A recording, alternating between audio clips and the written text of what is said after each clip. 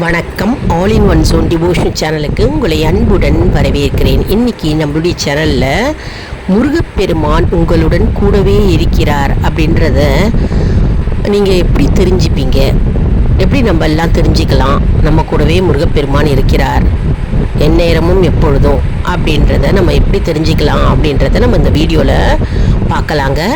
அதற்கு முன்னால் நம்முடைய சேனலை நான் ஃபர்ஸ்ட் டைம் பார்க்குறவங்களா இருந்தாலும் சரி, சப்ஸ்கிரைப் பண்ணாமல் பார்க்குறவங்களா இருந்தாலும் சரி, நம்ம சேனலை சப்ஸ்கிரைப் பண்ணிக்கோங்க. கூடவே அந்த பெல் பட்டனை ப்ரெஸ் பண்ணிக்கோங்க. ஆல் என்கின்ற ஆப்ஷனையும் ப்ரெஸ் பண்ணிக்கோங்க.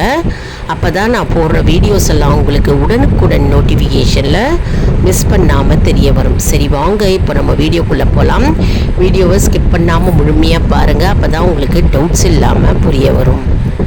அதாவது முருகனை வழிபடுபவர்களுக்கு, முருகப்பெருமானை பக்தியுடன் பூஜை செய்பவர்களுக்கு, இல்லைன்னா எப்பொழுதுமே முருகப்பெருமானையே நினைத்து கொண்டிருப்பவர்களுக்கு முருகப்பெருமான் கூடவே இருக்கிறார் அப்படின்னு எப்படி தெரிஞ்சுக்கலாம் அப்படின்னா, அவங்களுக்கு எதிர்பாராத மன அமைதி ஏற்படும்.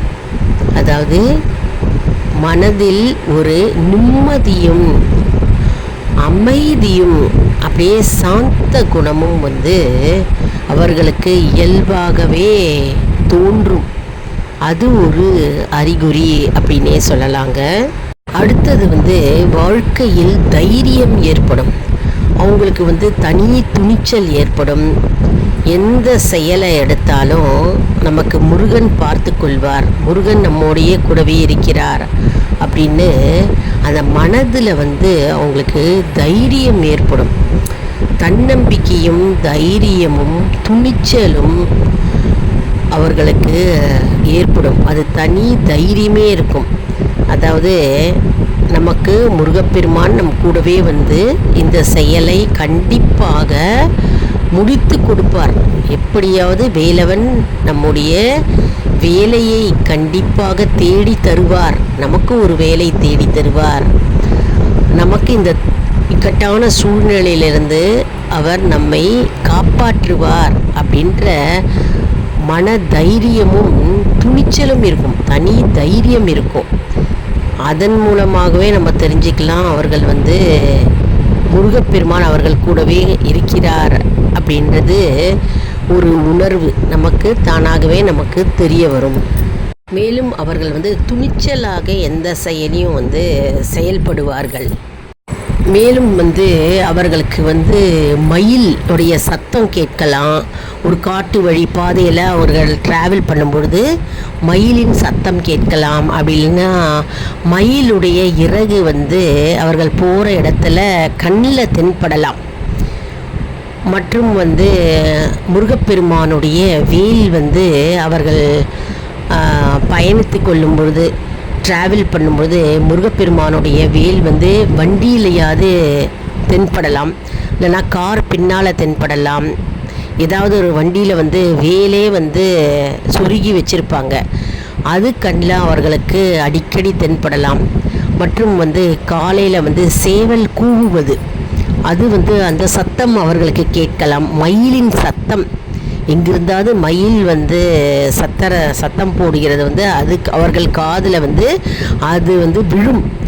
அதன் மூலமாக அவர்கள் கூடவே முருகப்பெருமான் இருக்கிறார், நான் இருக்கிறேன், பயப்படாத அப்படின்னு முருகப்பெருமான் அவர்களுக்கு உணர்த்துகிறார் இதன் மூலமாக. அதனால் நம்ம தெரிஞ்சுக்கலாம் முருகப்பெருமான் கூடவே இருக்கிறார் அப்படின்னு நம்ம தெரிஞ்சுக்கலாங்க. இந்த அறிகுறியெல்லாம் தென்பட்டாக்க நம்ம முருகன் நம்ம பக்கத்திலேயே அருகிலேயே இருக்கிறார் அப்படின்னு நம்ம தெரிஞ்சுக்கலாம். மேலும் காலையில் சேவல் கூவும்போது முருகப்பெருமான் வருகிறார் அப்படின்னு நம்ம தெரிஞ்சுக்கலாம். திடீர்னு எந்த காரணமே இல்லாமல் மல்லிகை பூ வாசனை, இல்லைனா ஏதாவது ஒரு பூ மனம் வீசக்கூடும் உங்கள் வீட்லேயே கூட. மற்றும் சந்தனத்தோடைய வாசனை வீசலாம். மற்றும் ஊதுபத்தி ஏற்றிருக்கவே மாட்டீங்க, ஆனால் ஊதுபத்தி வாசனை உங்களுக்கு நீங்கள் உணரலாம் உங்களுடைய வீட்லேயே கூட.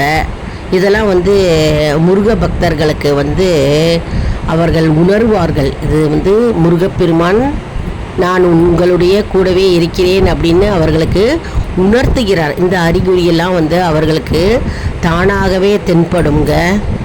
மேலும் ஏதாவது ஒரு துயரத்தில் இருக்கும்போது முருகப்பெருமானுடைய பாடல் வந்து அவர்கள் காதில் வந்து தானாகவே வந்து விழக்கூடும்.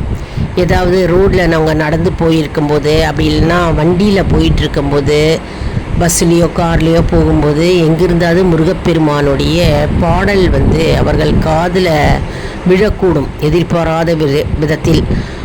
மேலும் வந்து முருகப்பெருமானுடைய படம் வந்து அவர்கள் கண்ணில் தென்படலாம்.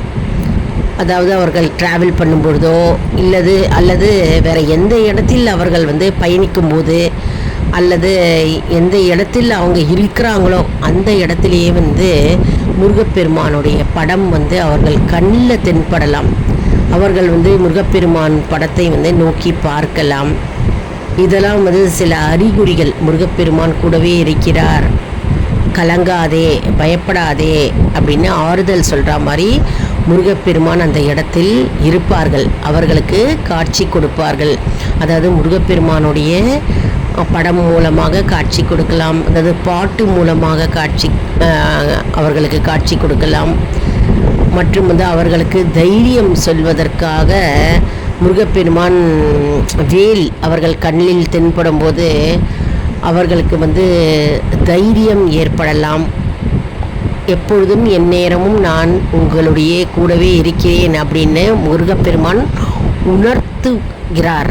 இதன் மூலமாக அவர் வந்து உணர்த்துகிறார். அதனால் எல்லாருக்குமே முருக பக்தர்கள், முருகனை வழிபடுகிறவர்கள், இஷ்ட தெய்வம் அன்பு தெய்வமாக பூஜிக்கிறவர்கள், அப்புறம் செவ்வாய் வெள்ளிதோறும் முருகப்பெருமானை வந்து கோவிலில் வந்து பிரகாரத்தை சுற்றுகிறவர்கள், வேண்டிக் கொள்கிறவர்களுக்கு வந்து கண்டிப்பாக ஏதாவது ஒரு ரூபத்தில் வந்து முருகப்பெருமான் அவர்களுக்கு காட்சி கொடுப்பாருங்க. அதாவது முருகப்பெருமான் கூடவே இருக்கிறார் அப்படின்னு நம்ம இந்த அறிகுறிகள் மூலமாக நம்ம தெரிந்து கொள்ளலாம். அடிக்கடி முருகப்பெருமானுடைய மந்திரம், அதாவது சரவண பவ அப்படின்னு அவர்களுடைய காதில் விழ கேட்கலாம். எப்பயாவது எந்த நேரத்திலேயாவது அவர்கள் அமர்ந்து கொண்டிருக்கும்போது சரவண பவ அப்படின்னு ஏதாவது ஒரு கேசட் மூலமாகவோ அல்லது யாராவது சொல்லும்பொழுது அவர்கள் காதில் வந்து விழும். முருகபக்தர்கள் காதில் வந்து சரவண பவ அப்படின்னு விழும்.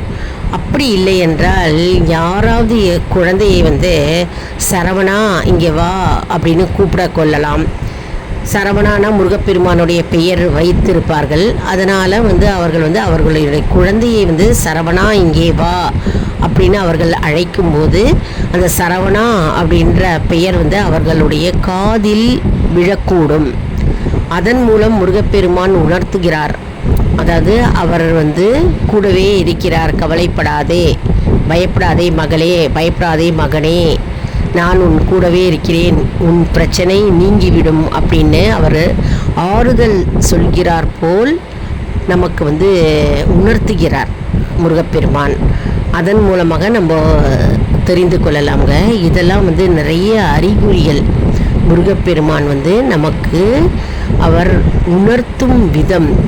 அதாவது அவர் எந்நேரமும் எப்பொழுதும் நம்முடைய கூடவே இருக்கிறதுக்கு இந்த உணர்வு பூர்வமாக நாம் உணரும் ஒரு பக்தி நிலை. கண்டிப்பாக முருகப்பெருமான் எல்லாருக்குமே எந்த ரூபத்திலையோ காட்சி தருவார்.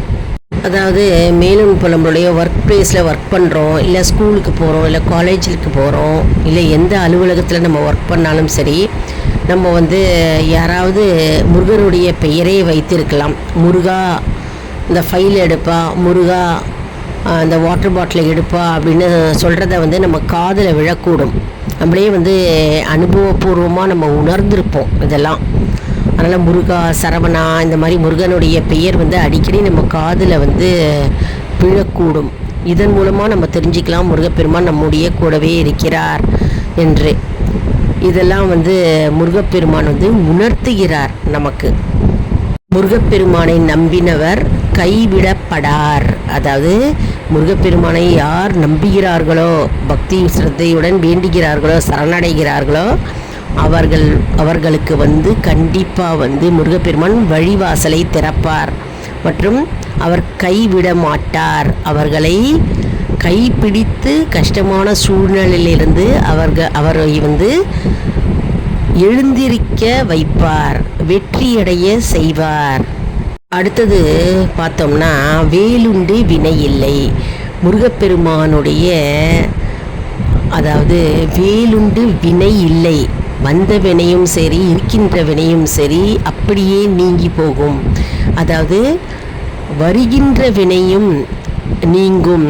அதாவது செய்வினை யாராவது நம் மீது செஞ்சிருந்தாலும் சரி அந்த வினையெல்லாம் நீங்கி போகும். இருக்கின்ற வினையும் சரி, நம்முடைய கர்ம வினைகள் கரைந்து போகும் முருகப்பெருமானுடைய அற்புதமான சக்தி வாய்ந்த வேலாயுதத்தால். அதனால் முருகப்பெருமான் நம்முடைய கஷ்டங்களை அனைத்தும் நீக்கி போடுவார். நமக்கு அவருடைய அருள் கண்டிப்பாக கிடைக்கும்.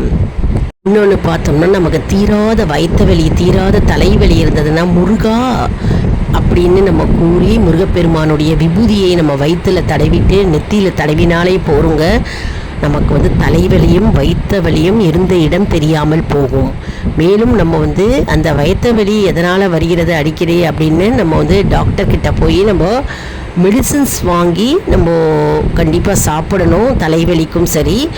ஆனால் கூடவே நம்ம பகவானை நம்ம நம்பி நம்ம வேண்டிக் கொண்டு நம்ம அந்த விபூதியை தடவினால் கண்டிப்பாக அதற்கு தீர்வு கிடைக்கும். அதனால் நம்ம டாக்டர்கிட்டையும் போகணும், போகாமல் நம்ம இருக்கக்கூடாது. எப்பொழுதுமே நமக்கு உடல் சரியில்லை அப்படின்னா டாக்டர்கிட்ட போகணும். அதற்கேற்ற வைத்தியம் நம்ம செய்து கொண்டே இருக்க வேண்டும். மேலும் பகவானையும் நம்பி நம்ம பக்தி சிரதையுடன் வேண்டினால் கண்டிப்பாக அந்த நோய் தீரும். முருகப்பெருமானுடைய அருள் அனைவருக்கும் உண்டுக. ஆனால் அதை உணர்ந்து கொள்ள நம்முடைய கர்ம வினைகளும் நற்செயல்களும் துணை நிற்க வேண்டும். இந்த அறிகுறிகள்லாம் நமக்கு தென்பட்டால் முருகப்பெருமான் நம்முடைய கூடவே இருந்து நமக்கு துணை நின்று நமக்கு அருள் காட்டுகிறார் என்று நாம் நம்பலாம்.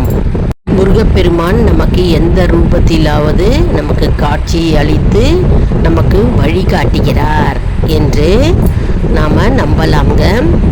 இந்த வீடியோவில் நம்ம என்ன பார்த்தோன்னா, முருகப்பெருமான் நம்ம கூடவே இருக்கிறார் அப்படின்னு நமக்கு எப்படி தெரிஞ்சுக்கிறது, எதன் மூலம் நம்ம தெரிஞ்சுக்கலாம் அப்படின்றத முழு வீடியோவாக பார்த்தோம் இல்லையா. நம்ம சேனலை சப்ஸ்கிரைப் செய்து கொள்ளுங்கள். இதை மற்றவர்களுக்கும் ஷேர் செய்யுங்கள்ங்க, அவர்களும் பலனடையட்டும். நம்ம வீடியோவுக்கு ஒரு லைக் கொடுங்க. இந்த வீடியோ உங்களுக்கு மிகவும் பயனுள்ளதாக இருக்கும் என்று நான் நம்புகிறேன். மற்றும் ஆல் இன் ஒன் ஜோன் நண்பர்களுக்கு ஒரு அன்பான வேண்டுகோள், நம்முடைய கம்யூனிட்டி போஸ்ட்டில் கேள்வி பதில் நேரம் வருங்க. அந்த கேள்விகளுக்கு பதில் தாங்க. இதன் மூலம் நம்முடைய ஆன்மீக பயணம் எப்படி இருக்கிறது என்பதை நாம் தெரிந்து கொள்ளலாம் இல்லையா. இது சப்ஸ்கிரைப் செய்தவர்களுக்கு மட்டுமே தெரிய வரும். அதனால் நம்முடைய சேனலை மறக்காமல் சப்ஸ்கிரைப் செய்து கொள்ளுங்கள். அடுத்த வீடியோவில் வேறொரு தலைப்புடன் உங்களை சந்திக்கிறேன். நன்றி, வணக்கம்.